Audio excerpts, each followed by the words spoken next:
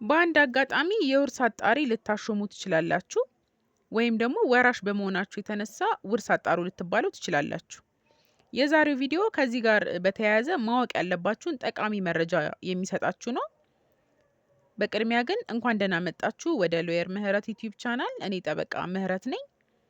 ቻናሉን ሰብስክራይብ በማድረግ ቪዲዮን እንድትጀምሩ ጠይቃለሁ። በቅድሚያ እስቲ የውርስ አጣሪ ማለት ምን ማለት ነው የሚለውን እንመልከት። የውርስ አጣሪ ማለት እንግዲህ አንድ ሰው ሊሆን ይችላል፣ ብዙ ሰዎች ሊሆኑ ይችላሉ። ከወራሾች ውስጥ ወይም ወራሽ ካልሆኑ ሰዎች መካከል ሊሆን ይችላል። ነገር ግን በአጠቃላይ የሚከተሉትን ተግባራት የሚወጣ ነው። እነዚህም ተግባራት ምንድን ናቸው? የውርስ ንብረት ምን ምን እንደሆነ፣ የውርስ ተቀባዮች እነማን እንደሆኑ ያረጋግጣል ማለት ነው። እንዲሁም ደግሞ ሟች ኑዛዜ ያደረገ ወይም ኑዛዜ የተወ ከሆነ በኑዛዜ ስጦታ የተደረገላቸውን ሰዎች ለይቶ ስጦታ ይከፍላል ማለት ነው። በኑዛዜው መሰረት እንዲፈጸም ያደርጋል ማለት ነው። ነገር ግን የውርስ አጣሪ እንግዲህ ያለው ስልጣን ውስን ነው።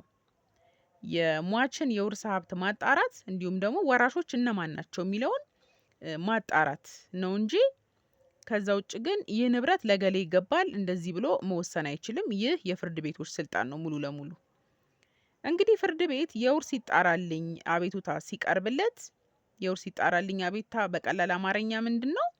የሟች ንብረት ተለይቶ ወራሾችም ተለይተው እነማን እንደሆኑ ተለይተው ስጦታ ወይም ዕዳ ከውርስ ሀብቱ ላይ የሚፈለግ ማለት ነው ካለ ተለይቶ ይቅረብልኝ የሚል አቤቱታ እንደማለት ነው። ስለዚህ የውርስ ይጣራልኝ አቤቱታ ሲቀርብለት ምንድነው የሚያደርገው? የውርስ አጣሪ ይሾማል ማለት ነው ፍርድ ቤቱ። እንግዲህ የውርስ አጣሪ የሚሾመው በወራሾች ስምምነት ሊሆን ይችላል። በነገራችን ላይ የመጀመሪያ ደረጃ ወራሽ የሆነ ሰው ለምሳሌ ልጅ፣ የሟች ልጅ በሕጉ ያለምንም ቅድመ ሁኔታ የውርስ አጣሪነት ስልጣን ሊወስድ ይችላል ወይም ሊሰራበት ይችላል። ከዛ ውጭ ግን ፍርድ ቤቱ ተገቢ ነው ባለው መልኩ ሌሎች ሰዎች ወራሽ ያልሆኑ ሰዎችም ውርሱን እንዲያጣሩ ስልጣን ሊሰጣቸው ወይም ደግሞ ሊሾማቸው ይችላል ማለት ነው። ውርስ አጣሪ በግዴታ እንዲሰራ አይገደድም። በሕጉ ላይ በግልጽ እንደተቀመጠው በፈቃደኝነት ብቻ የሚሰራ ስራ እንደሆነ ያስቀምጣል ማለት ነው። ስለዚህ ወራሾችም ሆኑ ወራሽ ያልሆኑ ሰዎች ውርስ እንዲያጣሩ ጥያቄ ሲቀርብላቸው ፍላጎት ካላቸው ብቻ ነው የውርስ ማጣራት ስራውን እንዲሰሩ የሚገደዱት ማለት ነው። የውርስ አጣሪም እንግዲህ ዋና ዋና ተግባራቱን ለመፈጸም ምንድን ነው የሚያደርገው? ማስረጃ ይሰበስባል ማለት ነው። ይህ ምንድን ነው? ሟች ኑዛዜ አድርጓል፣ ኑዛዜ ትቷል ወይስ አልተወም የሚለውን ያጣራል።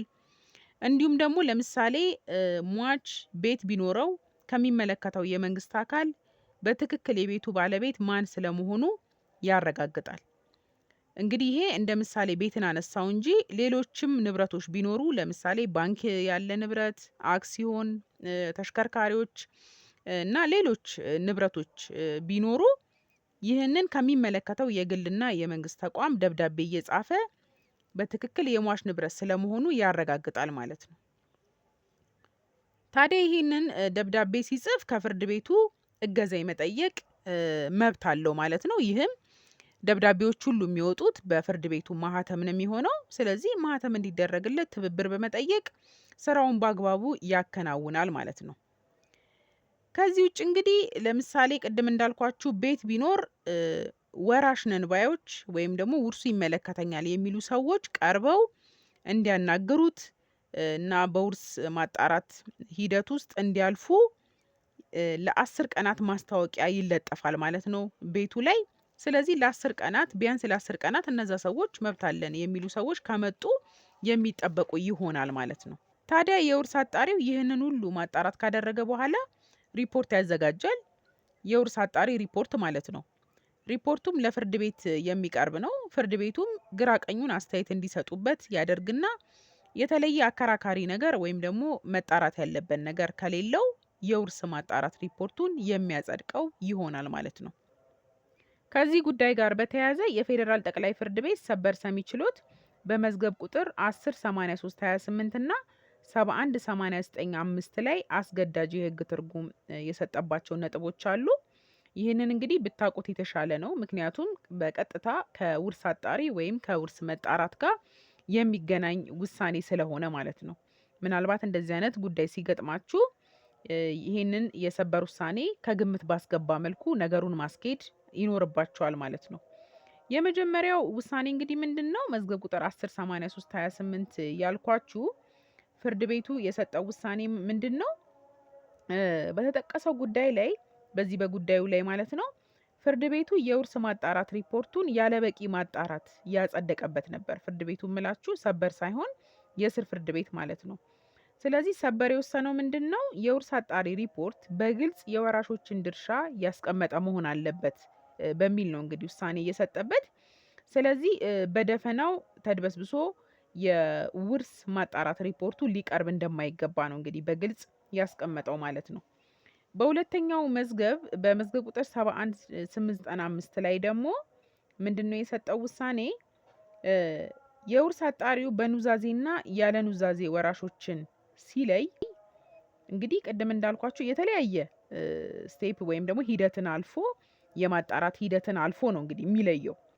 ስለዚህ ቅድም እንዳልኳችሁ የውርስ አጣሪው በተለያየ መንገድ የሟች ወራሾች ማን ስለመሆናቸው ሊያጣራ ይችላል። ስለዚህ በቤቱ ላይ ለ10 ቀን ላላነሰ ማስታወቂያ በመለጠፍ ሲያጣራ ወራሽ ነን የሚሉ ሰዎች ቀርበው መብታቸውን ሊጠይቁ ይችላሉ።